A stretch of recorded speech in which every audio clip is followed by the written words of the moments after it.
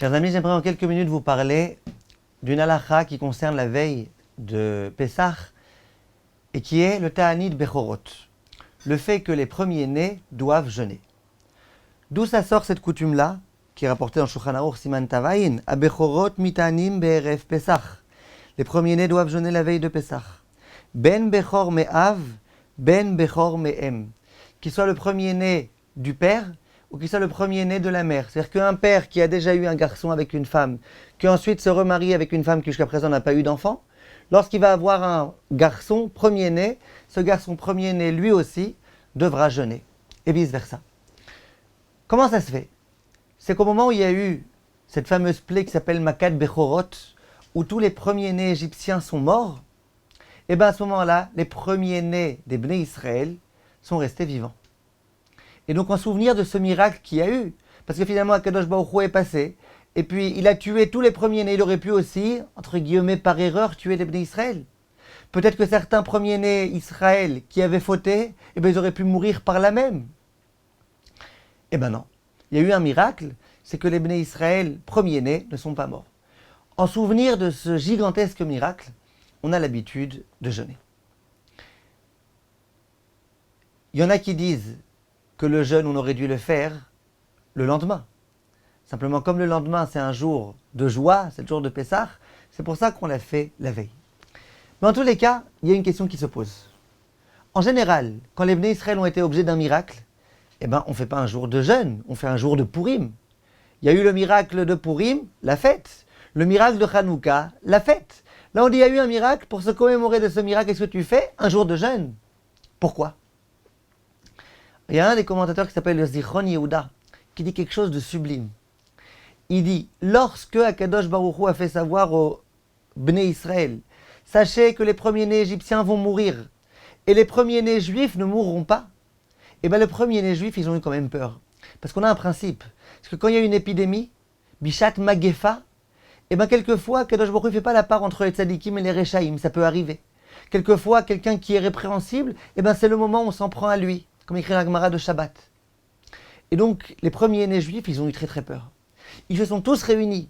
Ils se sont mis à jeûner et à prier très très fort. Hachem s'il te plaît, Hachem s'il te plaît, Hachem s'il te plaît.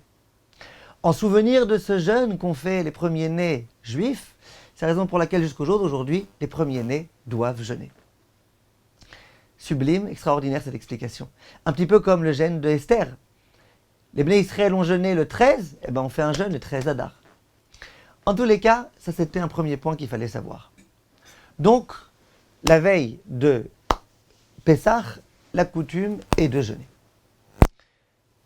Le Chafetz Chaim dit qu'il y a des personnes qui, s'ils jeûnent, eh ben, ils vont avoir énormément de mal le soir du Seder, à pouvoir boire les 4 coupes de vin alors qu'ils sont à jeun, à pouvoir manger la matzah alors qu'ils étaient à jeun. Dit le Chafetz Chaim, ces gens-là, eh ben, tant pis qu'ils ne jeûnent pas.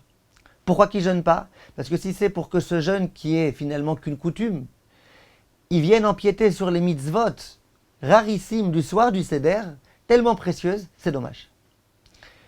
Compte tenu de ce problème-là, qui concerne au jour d'aujourd'hui un peu tout un chacun, qui est-ce qui est capable de faire un bon Seder de Pessah si jamais il a jeûné la veille de ce Seder? Chachamim sont venus, beaucoup d'entre eux en tous les cas, ils ont trouvé une solution. Pour que les premiers-nés puissent, Be'ezrat Hashem, ne pas avoir besoin de jeûner. Le conseil consiste au point suivant, organiser un Siyum Masechet. Quand un homme a fini d'étudier l'un des traités du Talmud, il est tellement joyeux, sa joie est tellement débordante, une joie de simcha, une joie de mitzvah, qu'à ce moment-là, eh ben, il organise un repas. Il invite ses proches, et ce repas-là, on appelle ça une Seudat Mitzvah. C'est un repas de joie. Dit Rachamim, si un homme vient et qu'il organise la veille de Pessah un repas, et bien tous les gens qui viennent et qui s'associent à ce repas, d'une certaine façon, et bien eux aussi, ils sont associés à cette mitzvah-là. Eux aussi, ils sont joyeux avec celui qui a fini d'étudier ce traité de la Masechet. Et donc, ces personnes-là ont le droit de s'associer à cette Seudat Mitzvah. Comme le jeûne des premiers-nés n'est finalement qu'une coutume, et bien cette coutume elle a été repoussée lorsqu'il s'agit d'accomplir une mitzvah. Seudat Mitzvah, c'est une Seuda. Et dès lors que le premier-né va manger de cette Seuda-là, et bien ensuite, il a le droit de continuer à manger durant toute la journée. C'est évident que c'est un remède qui a été un petit peu controversé par certains rabbanim. Pourquoi? Parce qu'un sioum masechet, c'est quelque chose de naturel. Je finis aujourd'hui la masechet, aujourd'hui je fais un sioum. Des gens qui ont fini il y a un mois, mais qui laissent les 3 dernières lignes pour le jour du jeûne des premiers-nés, c'est un peu tiré par les cheveux. D'autre part, lorsque je viens faire un sioum masechet, après beaucoup de poskim, ne peuvent s'associer pour se dispenser de jeûne que 10 personnes, pas des centaines de personnes. Quand on organise au Bet HaKnesset un sioum masechet, il y a plein de gens qui viennent écouter, des gens que je connais même pas très bien, des gens qui quelquefois s'intéressent pas tellement à l'étude de la Torah. Donc on voit que c'est un peu tiré par les cheveux, mais compte tenu du fait qu'aujourd'hui c'est extrêmement difficile de jeûner et d'ensuite pouvoir être en forme pour le Seder, voilà pourquoi c'est une coutume qui s'est répandue dans la plupart du clan Israël d'organiser un sioum masechet. Quelques points importants. Toutes les personnes qui écoutent le sioum masechet, il faut qu'ils comprennent ce qui est lu à la fin. Même si ce n'est pas toi qui as fini la masechet, mais toi au moins comprends les quelques lignes. C'est pour ça que le Rav Ovadia conseille et recommande que le sioum masechet qu'on fait à ce moment-là soit une masechet dont les dernières lignes c'est des lignes de Haggadah. Pas des lignes compliquées de pile-poule, mais des lignes dans lesquelles on parle de tout type de versets, très jolis, que toute personne peut comprendre facilement. Même si jamais on finit une masechet plus compliquée, à celui qui finit la masechet de bien expliquer. Si on n'a pas entendu le sioum masechet, c'est un grand problème.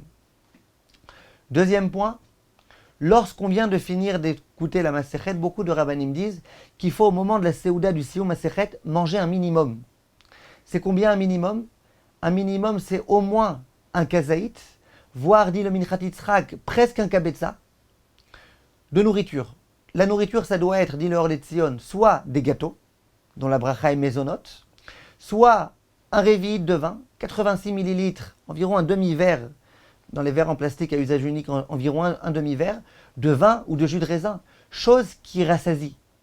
Et il y en a qui disent que des dattes aussi c'est suffisant. Si on mange un kazaït de dattes, la Gemara dans Masechet Ketubot dit que les dattes, elles rassasient, et donc on pourrait aussi se contenter de ça. Mais si on mange que des bambas par exemple, c'est un problème. Il faut manger des choses qui peuvent s'appeler un repas. Donc on écoute, on mange, le mieux c'est de manger à ce moment-là, bien qu'il y ait certains rabbanim qui disent que non. Pourquoi à ce moment-là? Dès lors que tu as fini le sioum masechet, dès lors que tu t'es associé au sioum masechet, maintenant c'est un jour de Yom Tov pour toi. Et peu importe que tu manges au Bet HaKnesset ou que tu manges quand tu rentres à la maison, tu as déjà le droit de manger.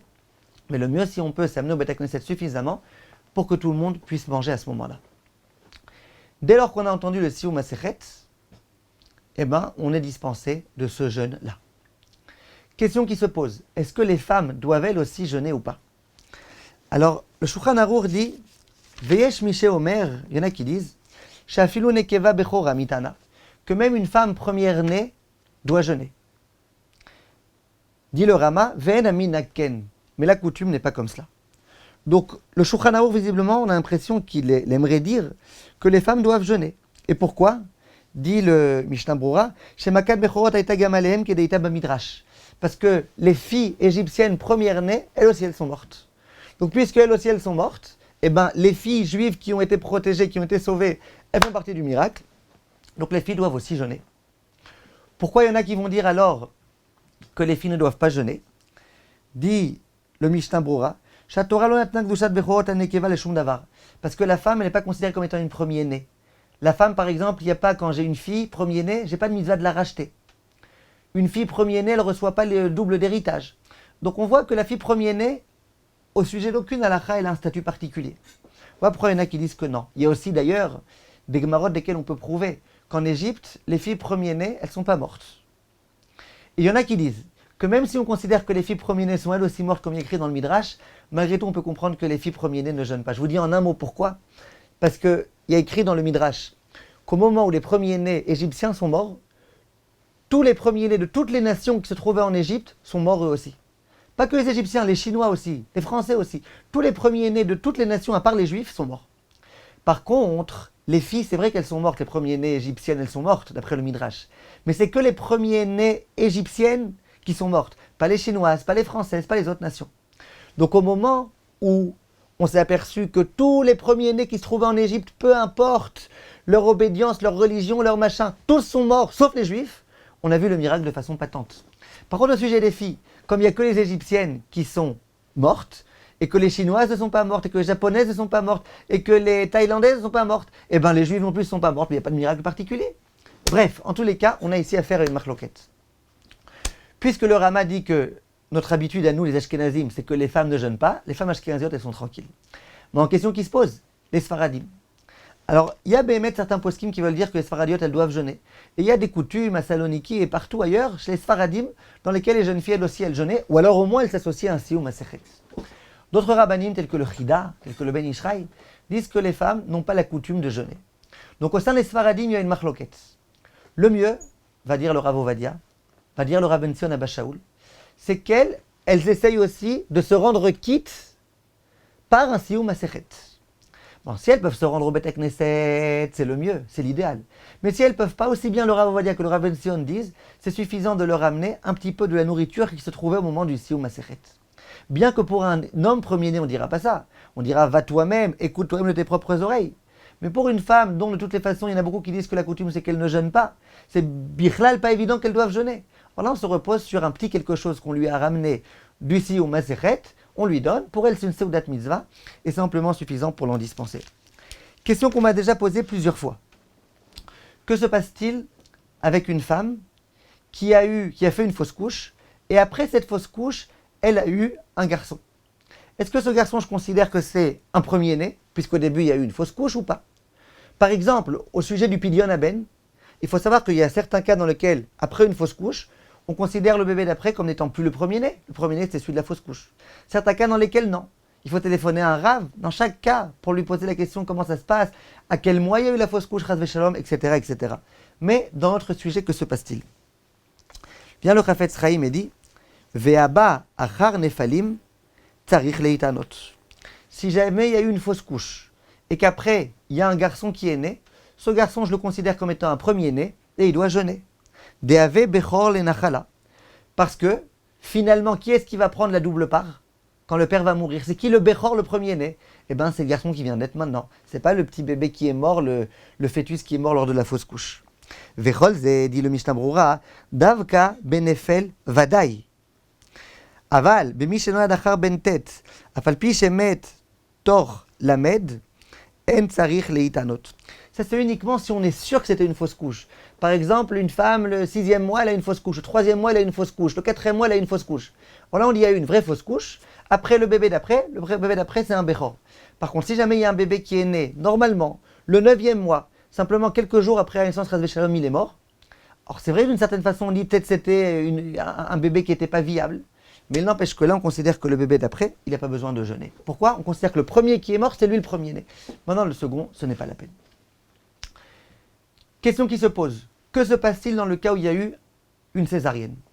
À savoir, le premier, il y a un bébé qui est né, c'est le premier qui est né, mais il est né par césarienne. Est-ce que je considère le bébé qui est né par césarienne comme étant le bechor ou pas? Au sujet du rachat du premier-né, c'est pas la peine. Au sujet de l'héritage, non plus. Alors, est-ce qu'on va dire qu'au sujet du jeune, on le considère comme étant un bechor ou pas? Il y en a qui ont voulu dire oui, que finalement c'était le grand. En Égypte, un bébé qui serait né par césarienne, eh ben, il serait mort. On considère qu'il est premier-né. Ou est-ce qu'on va dire que non? En pratique, c'est un doute. Le Kaf HaChaim dit qu'étant donné qu'il s'agit d'un doute, on peut tout à fait être mékel et dire à ce jeune homme-là que ce n'est pas la peine qu'il jeûne. Par contre, le bébé qui va venir après, lui, c'est évident qu'on peut être mékel avec lui. Maintenant, lorsqu'il y a un petit garçon qui vient de naître, les 30 jours sont passés, c'est un premier-né, il est viable, tout va bien. Est-ce qu'on va lui dire de jeûner? Il a 30 jours, comment tu veux qu'il jeûne? Alors dans ce cas-là, on conseille au papa qu'il jeûne à sa place. Si le papa est lui-même premier-né, donc de toute façon il devait jeûner pour lui, alors là, on demandera à la maman de jeûner. Évidemment, ça c'est dans un cas où on n'a pas été écouter un Sioum Masechet. Et si la maman est faible, ben elle non plus, elle ne pourra pas jeûner. En tout état de cause, on a compris à peu près le résumé de ces halakhot-là. Le mieux, c'est d'aller écouter un Sioum Masechet. Il y en a dans tous les Bate Knesiot de France et de Navarre. Enfin, Navarre, je ne sais pas s'il y en a, mais en tous les cas, de France et de Yerushalayim et d'Israël et de partout, il y a des gens qui ont étudié la Torah et Talmidei Chachamim qui peuvent faire un Sioum Masechet. On peut s'associer et comme ça, tout est résolu. Pessah, Kasher, Vesameach, mes chers amis.